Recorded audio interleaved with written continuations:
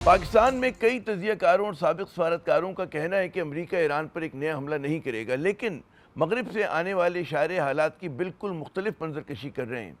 मगरबी मीडिया के मुताबिक अमरीका ईरान पर हमले के लिए तैयार है और पेंटागन ने सदर डोनाल्ड ट्रंप को इस हवाले से तजावीज़ भी दे दी हैं। तर्जुमान वाइट हाउस ने दो टोक अंदाज में कहा है कि ट्रंप फौजी कार्रवाई से नहीं हिचकिचाएंगे। दूसरी जानिब आज फिर ईरानी सरहद के करीब जो है अमरीकी लड़ाका तैयारे जो थे महवे परवाज थे। अमरीका और ऑस्ट्रेलिया ने अपने शहरियों को ईरान छोड़ने की हिदायत कर दी है। जर्मन चांसलर का कहना है कि ईरानी हुकूमत के दिन जो हैं गिने जा चुके हैं। वैसे शदीद माशी मुश्किलात और अंदरूनी मुखालफत में घिरी ईरानी हुकूमत के हक़ में भी बहुत बड़े बड़े मुजाहरे देखने में आए।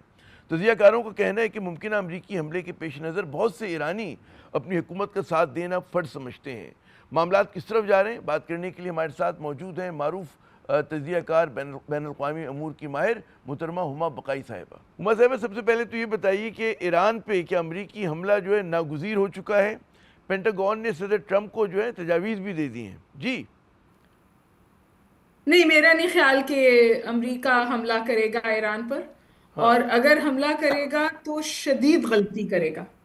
और इसी वजह से आपने आज देखा कि वो दोबारा जो है वो टेरिफ्स की पिच पर आके खेल रहे हैं, जहां उन्होंने कहा है कि ईरान से जो भी ट्रेड करेगा उस पे वो टेरिफ्स ले जाएंगे अप टू 500%। और चाइना को भी उन्होंने यही वार्निंग दी है, जिसका चाइना ने भी उन्हें सख्त जवाब दिया है। तो ये जो चेंज ऑफ पिच हुई है, ये इस बात की अकास है कि वो डायरेक्ट कॉन्फ्रंटेशन से निकलकर एक बार फिर मईशत को लेकर, सैंक्शंस को लेकर उस इकोनॉमिक वॉरफेयर पर आ गए। और उनका ख्याल ये है, जो मुझे पता चला है, कि उनको एक्चुअली मीटिंग्स में ये कहा गया कि अगर हम इस इकोनॉमिक पेन को बढ़ाते हैं और इकोनॉमिकली ईरान को स्ट्रैंगुलेट करते हैं तो ये अपने बोझ के अंदर गिर जाएगा। और अगर हम बाहर से इंस्टिगेट करेंगे तो आपने ऑलरेडी देखा कि इट यूनिफाइड ईरान, क्योंकि प्रो रिजीम फिर वहां पर हजूम निकलने लगा।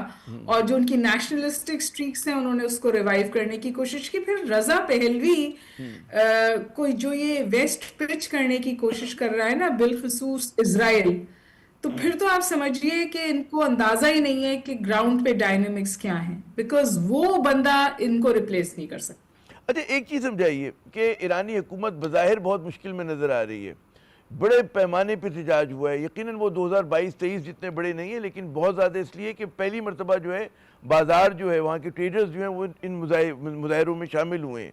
कमज़ोर मईशत है, तो आपके ख्याल में, और इस वक्त बहुत सारे जो हार्ड लाइन अगर आप मगरबी मीडिया देखें वो समझते हैं कि जी ये रिजीम चेंज का बड़ा एक अच्छा मौका है और ज़रा सा भी अगर दबाव में इजाफा होता है तो ये चीज़ हो जाएगी। जी देखिए, मेरा ख्याल है कि इस वक्त जो गेम है, जो ग्लोबल पॉलिटिक्स है, वो एक मुल्क की रजीम चेंज तक महदूद नहीं है। वेनेजुएला की रजीम चेंज मकसद नहीं था, ना तो वहां के ड्रग कार्टल्स मकसद था।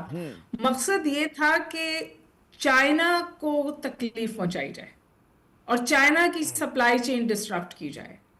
इसी तरह ईरान की रिजीम चेंज भी है, वो भी इसी पॉइंट ऑफ व्यू से उठी है कि जी किसी तरह जो चाइना का ईज ऑफ डूइंग बिजनेस है और जो माशी तौर पर ग्रो होता चला जा रहा है, क्योंकि वो ऑल्टरनेटिव पैराडाइम्स उसने क्रिएट कर लिए हैं, इस वजह से आपको ये जोर शोर नजर आता है। तो मेरा ख्याल है कि ये सिर्फ चाइना स्पेसिफिक है, वेनेजुएला और ईरान तक स्पेसिफिक नहीं है। फॉर एग्जांपल, ब्रिक्स से भी बहुत नाराज हैं प्रेसिडेंट ट्रंप। अब के या इंडिया ने तो ब्रिक्स में जो इस वक्त ड्रिल्स हो रही हैं साउथ अफ्रीका के साथ, वो इंडिया ने तो उसमें पार्टिसिपेट ही नहीं किया है। और लोग कह रहे हैं इंडिया एग्जिट कर जाएगा, क्योंकि इंडिया जो है उसकी तो स्टॉक एक्सचेंज गिर गई है। वो अभी रशिया के ऑयल को भुगत रहा है, वो मजीद अमेरिका की नाराजगी मोल लेने को तैयार नहीं है। लेकिन अमेरिकन नाराजगी शुरू कहाँ से हो रही है? अमेरिकन नाराजगी शुरू इस चीज से हो रही है कि क्या रशिया को माशी तौर पे कोई फैज पहुंच रहा है, क्या चाइना के साथ अलायंसेस हो रही हैं और उनको कैसे तोड़ा जाए। क्योंकि शायद वो जो उनकी यूनिपोलैरिटी और सुपर पावर की गद्दी है ना, वो उनको खिसकती हुई नजर आ रही है। तो ये तमाम एक्शंस जो है वो उसके तनाजुर में मुझे लगता है किए गए हैं। अच्छा, लेकिन आप जैसे मैं जर्मन चांसलर का जो उन्होंने भारत में बयान दिया कि ईरानी हुकूमत के दिन गिने जा चुके हैं, उसने जिस तरह का तशद्दुद किया है, तो लग ये रहा है कि ऑर्केस्ट्रा की तरह मगरिब के बहुत सारे जो रहनुमा है और उनका जो मीडिया है वो इस वक्त फोकस है कि जी ईरान में तब्दीली आए, और कई मरतबा माजी में कोशिश हो चुकी है जिसको ईरानी हुकूमत ने नाकाम बनवाया, जो उनकी मजहबी हुकूमत है। इस मरतबा कहा जा रहा है कि जी सबसे ज़्यादा वर्नेबल है माजी के मुकाबले में। तो मतलब है ठीक है, उसका आदाब कुछ भी हो, मतलब है वेनेजुएला का तो नज़र आ रहा था जैसा आपने फरमाया कि चाइना को पेन देना है, लेकिन ईरान के साथ मुखासमत तो बहुत पुरानी है अमेरिका की और मगरिब की। जी देखिए, ईरान में आपने अमेरिका की बात की जो बहुत openly pro Iran, pro Israel और एंटी ईरान है, और फिर आपने हाँ। जर्मनी की बात की जो भी इंतहाई प्रो इजराइल और एंटी ईरान और anti any entity which challenges hmm. Israel. Hmm. तो मैं तो नहीं सरप्राइज्ड हूं कि उनका ये स्टेटमेंट आया है, और मैं इस पे भी सरप्राइज नहीं हूं कि किस तरह उन्होंने, देखिए 31 प्रोविंसेस हैं ईरान में। 31 प्रोविंसेस में जब एक साथ शुरू होती है ना इस किस्म की सूरत हाल, तो वो इंस्टिगेटेड होती है, वो मैनिपुलेटेड होती है। इन्होंने वॉइस ऑफ अमेरिका की हर जगह नशरियात बंद कर दी थी। तल अवीव के बाद इन्होंने वॉइस ऑफ अमेरिका को रातों रात ईरान में उसको दोबारा शुरू किया। और इनका पास अब ये बात तो इनको समझ में आ गई है कि ईरान की हुकूमत वो अंदर से हिला सकते हैं। तो इस वक्त उन्हें लगा लेकिन कि जो शायद गुज़िश्ता बरस की बार जंग को एक हुई थी झटका और दो। उसमें आपको जी नजर आया था ना कि इजरायली एजेंट्स का कितना ज़्यादा इंग्रेस था, किस तरह से उन्होंने कहते हैं उनकी उसको टारगेट किया, आदाब को टारगेट किया अंदर रहते हुए। जी, तो आप मैं इंग्रेस तो आपसे बहुत ज़्यादा है गुजारिश उनकी करूं। इंटेलिजेंस की। जी, जो जो ह्यूमन इंटेलिजेंस है ना, जी। जो ईरान के लिए बहुत एक डिफीटिंग पॉइंट बना हुआ है। जब इन्होंने उनके न्यूक्लियर इंस्टॉलेशंस पे हमला किया, हम्म। तब भी उन्होंने कोई 4-4.5 हजार लोगों को ईरान से बाहर निकाला है, लार्जली अफगानीज, जो इसराइल के लिए ह्यूमन इंटेलिजेंस गैदर कर रहे थे। हाँ। और इस वक्त तो ओपनली आपको पता है इसराइल में उन्होंने कहा है कि मुसाद के लोग जो हैं वो तेहरान की सड़कों पर हैं, वो ईरान की सड़कों में हैं।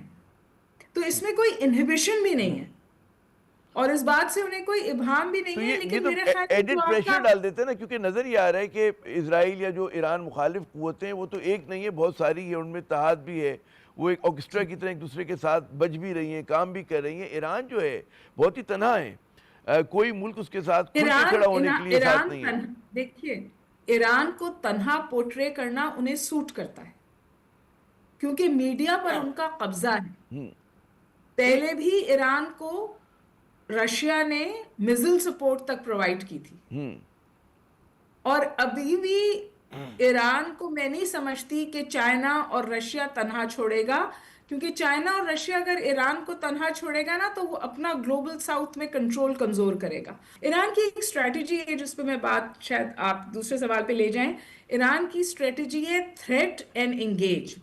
ईरान उस लेवल तक थ्रेट करता है और अग्रेशन दिखाता है जिस लेवल तक वो जरूरी समझता है या बर्दाश्त कर हम्म। सकता है, उसके बाद वो एंगेज हो जाता है। बहुत बहुत शुक्रिया मोहम्मद बकाई साहिबा, आपने अपना कीमती वक्त दिया। नाज़रीन यकीनन हमारा पूरा खित्ता अगर आप देख लें, आप दुनिया को देख लें, फ्लक्स में है, और बहुत सारी मतलब ऐसी चीज़ें हो रही हैं जिसका आप पहले तसव्वुर नहीं कर सकते थे, नए डायनेमिक्स हैं। तो ज़ाहिर है अब ये ईरान की स्टोरी डेवलपिंग स्टोरी है, हमें इस पर नज़र रखनी है। हम